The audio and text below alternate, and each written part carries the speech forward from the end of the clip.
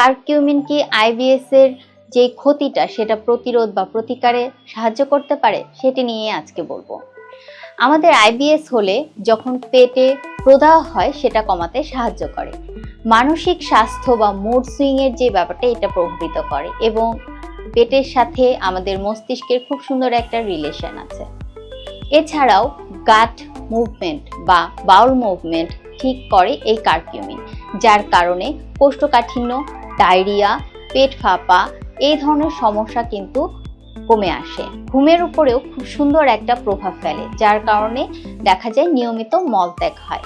ছোট একটা রিসার্চে দেখা গেছে 8 থেকে 12 সপ্তাহ নিয়মিত কারকিউমিন গ্রহণ করার পরে মানুষের মধ্যে নিয়মিত মলত্যাগ সহজ হয়ে গিয়েছে এবং সেটা মানুষকে অনেকটাই সুস্থ রাখতে সাহায্য করে। তবে শেষে বলতে চাই, কারকিউমিন অবশ্যই হেলথ প্রফেশনালসের পরামর্শ নিয়ে ডোজ অনুযায়ী গ্রহণ করতে হবে। অতিরিক্ত কারকিউমিন গ্রহণ করা কখনোই উচিত হবে না।